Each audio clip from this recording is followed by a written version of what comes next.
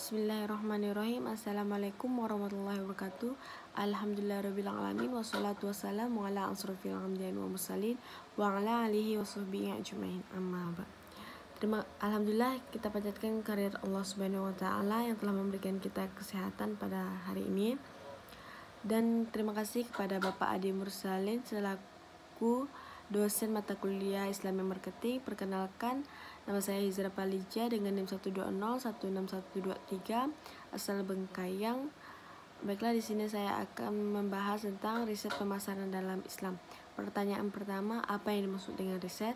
Riset adalah penelitian berasal dari re and search, yang berarti suatu proses investigasi yang dilakukan dengan aktif, tekun, dan sistematis yang bertujuan untuk menentukan, menginterpretasikan, dan merevisi fakta-fakta yang mana harus melakukan suatu penyelidikan, pemeriksaan, pencermatan, percobaan yang membutuhkan ketelitian dengan menggunakan metode atau kaidah tertentu untuk memperoleh suatu hasil dengan tujuan tertentu.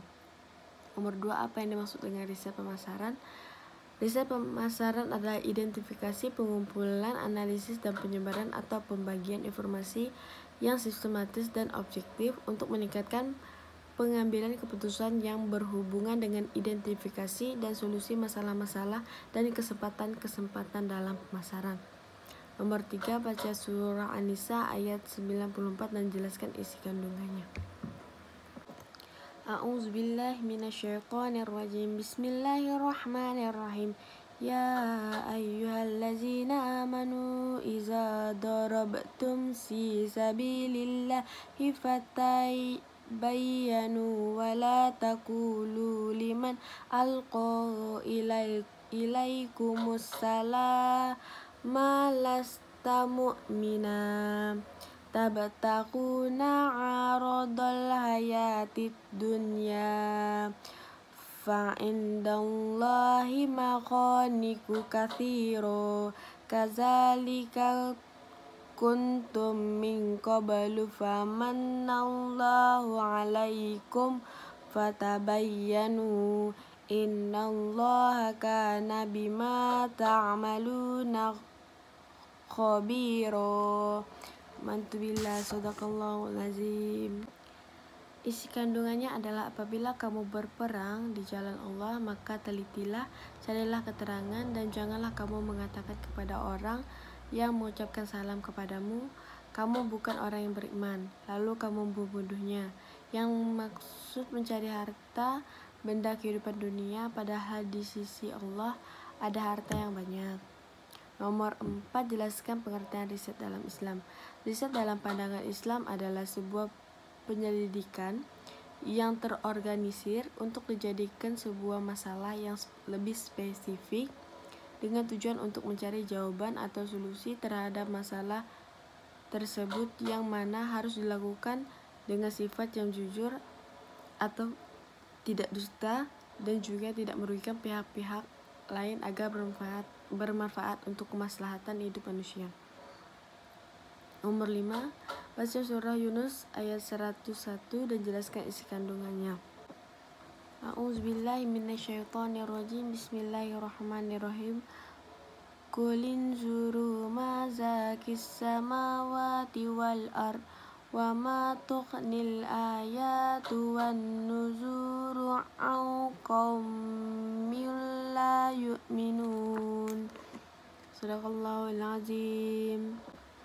Isi kandungannya adalah bahwa semua yang ada di bumi ini hadir untuk menunjukkan kebesaran Allah Subhanahu wa taala, terutama dalam hal menunjukkan keberadaan Allah Subhanahu wa taala, sehingga orang-orang yang tidak beriman akan sadar dan mengambil hikmahnya. Di samping itu, segala hal yang ada di dunia ini harus dapat dipergunakan dan dimanfaatkan untuk kebaikan. Nomor 6, jelaskan penjaringan riset pemasaran dalam Islam. Dalam pandangan Islam, Islam telah memberikan rambu-rambu yang jelas yang harus dipatuhi oleh umat manusia. Nabi Muhammad SAW telah mempraktikkan contoh terbaik dalam pemasaran semasa hidupnya. Sebagai pedagang, Rasulullah SAW berpegang pada 5 konsep. Yang pertama, jujur; kedua, ikhlas; ketiga, profesional; keempat, silaturahmi; Dan yang kelima adalah murah hati. Islam mengajarkan kita agar melakukan aktivitas sesama manusia, termasuk pemasaran, dilaksanakan atas dasar keadilan dan tidak merugikan orang lain. Nomor 7, jelaskan proses manajemen pemasaran. Di dalam proses manajemen pemasaran terdapat yang namanya needs, wants, and demands. Needs menggambarkan kebutuhan dasar manusia seperti pangan, sandang, papan, pendidikan, kesehatan, rekreasi. Needs menjadi wants jika kebutuhan telah menjadi satu keinginan yang tertentu yang dapat memberikan kepuasan. Demand adalah wants atau keinginan terhadap produk atau jasa yang spesifik yang didukung oleh ketersediaan dana untuk membayarnya.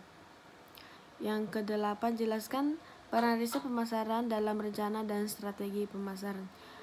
Yang pertama, peran riset pemasaran dan rencana dan strategi sebagai berikut. Yang pertama, menciptakan ide-ide. Yang kedua, memilih ide. Yang ketiga, uji dan pengembangan konsep. Yang keempat, pengembangan dan strategi pemasaran. Yang kelima, analisis bisnis. Yang keenam, pengembangan produk. Yang ketujuh, tes pasar. Yang nomor 9, jelaskan definisi riset pasar dan mengapa manajemen perusahaan melakukan riset pasar. Riset pasar adalah penghubung antara pemasar dengan konsumen dengan cara menyediakan informasi penting yang dapat digunakan untuk menyelesaikan masalah terkait pemasaran serta membantu dalam pengambilan keputusan pemasaran. Nomor 10, jelaskan klasifikasi riset pasar. Di dalam klasifikasi riset pasar terdapat dua riset sebagai berikut. Yang pertama, riset untuk identifikasi masalah. Riset yang diadakan untuk mengidentifikasi masalah ini tidak harus ada saat, tetapi kemungkinan besar akan muncul di masa yang akan mendatang. Yang pertama ada riset potensi pasar, riset pangsa pasar, riset kesan. Riset kesan di sini merupakan kesan dari pengguna atau konsumen. Riset karakteristik pasar mengenai penjualan, riset tren bisnis, riset peramalan. Yang kedua ada riset untuk pemecahan masalah, yaitu riset yang diadakan untuk menolong pemecahan masalah yang lebih efektif di dalam pemasaran. Yang pertama ada riset segmentasi, yang kedua riset mengenai produk, yang ketiga riset mengenai harga, yang keempat riset mengenai promosi, yang kelima riset mengenai distribusi. Nomor 11, jelaskan proses riset pasar. Yang pertama adalah merumuskan masalah, yaitu proses ini sangat penting untuk memahami dengan baik tujuan apa yang akan dicapai. Yang kedua, menentukan desain riset, menentukan pengambilan data, cara pengujiannya, kemungkinan untuk mengambil kuesioner. Desain riset umumnya ditentukan berdasarkan parameter yang menentukan hasil riset akhir. Yang ketiga, melakukan rancangan metode pengumpulan data. Ini mengumpulkan dua data, yaitu data primer dan sekunder. Pengumpulan data yaitu beberapa metode seperti interview, observasi lapangan, kuesioner, dan sebagainya. Analisis data. Data yang diambil diperoleh tidak langsung digunakan, tapi dianalisis terlebih dahulu. Nomor 6, membuat laporan riset. Hasil akhir dari proses riset ini bisa merupakan hasil penelitian, kesimpulan, ataupun rekomendasi penelitian yang selanjutnya akan dipakai sebagai bahan pertimbangan untuk mengambil keputusan atau menyelesaikan masalah tertentu. Nomor 12, jelaskan apa yang dimaksud dengan primer research. Penelitian primer atau riset primer adalah jenis penelitian di mana peneliti mengambil data dari sumber asli secara langsung. Dengan kata lain, peneliti adalah tangan pertama yang mengumpulkan data. Nomor 13, jelaskan metode primer riset. Yang pertama, ada 4 metode dalam penelitian primer. Yang pertama ada survei, wawancara, kelompok fokus, observasi. Yang nomor 14, jelaskan manfaat dan kelemahan melakukan primer riset. Manfaat yang pertama lebih terkini. Data yang diambil waktu yang dibutuhkan oleh peneliti itu berbeda dengan data sekunder di mana ada data lebih banyak jeda waktu antara pengambilan data dengan publikasinya. Yang kedua, lebih relevan. Peneliti mengambil data sesuai dengan tujuan dan pertanyaan yang ingin mereka jawab. Yang ketiga, lebih rahasia. Hanya peneliti yang memiliki akses terhadap data. Yang keempat, lebih terukur. Memang penelitian primer juga mengandung bias, namun beberapa di antaranya dalam kendali peneliti. Kelemahan penelitian primer adalah mahal, memakan waktu, variasinya lebih rendah, dan sampelnya tidak valid. Nomor 15, apa yang Anda ketahui tentang kualitatif riset? Menurut saya, kualitatif riset adalah jenis penelitian yang dilakukan dengan pengumpulan data dengan bentuk numerik, dapat dilakukan dengan membagikan sejumlah variabel atau menilai keaktifan beberapa intervensi. Nomor 16, apa yang dimaksud dengan sampling? Sampling adalah teknik pengambilan sampel dan populasi. Sampel yang merupakan sebagian dari populasi tersebut kemudian diteliti dan hasil penelitian kesimpulannya kemudian dikenakan pada populasi generasi selanjutnya. Nomor 17, jelaskan metode yang digunakan dalam menarik sampel. Yang pertama, teknik pengambilan acak atau random. Sampel acak adalah salah satu cara atau teknik pengambilan sampel di mana teknik tersebut digunakan kaidah peluang dalam penentuan elemen sampelnya. Yang kedua, teknik pengambilan sampel tidak acak atau non-random. Kebalikan dari teknik pengambilan secara acak, teknik non-probability sampling peneliti memilih anggota untuk penelitian secara acak. Nomor 8, bacalah artikel pengantar riset pemasaran. Coba saudara jelaskan apa yang diterangkan di dalam artikel tersebut. Setelah kita membaca artikel pengantar riset pemasaran, kita dapat mengetahui kajian tentang Islam dan pemasaran yang dibahas dari dua yang berbeda, yaitu penglihatan dan penemuan. Tahap penghilangan berkaitan dengan kelangkaan minat pada pengkonsepan dan studi tentang kaum muslim sebagai konsumen.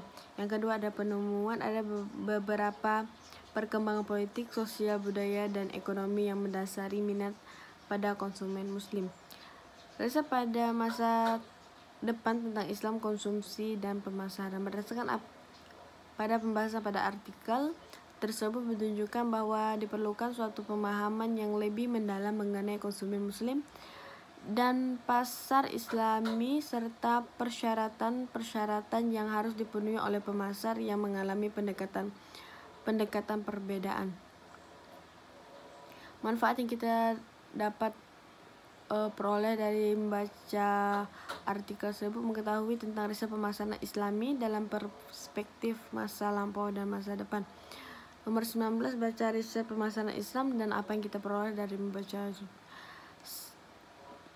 Setelah membaca jurnal riset pemasaran Islam, kita dapat mengetahui tentang materi pengantar riset yang meliputi definisinya dari pemasaran itu sendiri, proses manajemen pemasaran dan konsepnya, pesan riset pemasaran dalam rencana dan strategi pemasaran, definisi riset pasar dan kualifikasinya, tentang teori sampling, kualifikasinya dan penjelasannya, teori tentang keuntungan pemasaran, pangsa pasar, dan target pasar. Nomor 20, silakan buka link dan tonton buat ringkasan tentang video tersebut. Judul video tersebut adalah tentang riset pemasaran dan peramalan permintaan dalam Islam, manajemen pemasaran syariah. Yang pertama ada definisi riset dalam Islam. Riset pemasaran adalah proses identifikasi, pengumpulan, analisis, dan penyebaran informasi tentang masalah-masalah dan kesempatan-kesempatan pasar secara sistematis. Yang kedua, pentingnya riset pemasaran dalam Islam. Karena riset pemasaran digunakan untuk melakukan pengumpulan, pengolahan, analisis, dan interpretasi Yang ketiga ada fitur riset pemasaran.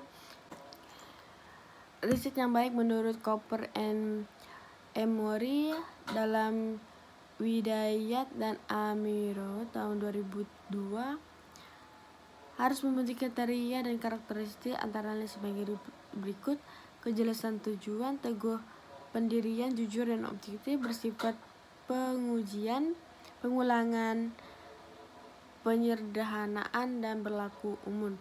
Proses riset pemasaran yaitu prinsipnya ada dua: riset identifikasi masalah dan pemecahan masalah. Yang kelima, pengukuran produktivitas pemasaran dalam Islam. Yang pertama, pengukuran produktivitas, ukuran pasar, metode perbauran dan pemasaran. Yang keenam, peramalan dan pengukuran permintaan pasar. Yang pertama, mengukur permintaan pasar saat ini, meramal permintaan mendatang, peramalan penjualan masa lalu, dan metode uji pasar. Sekian dari saya. Wassalamualaikum warahmatullahi wabarakatuh. Sampai jumpa.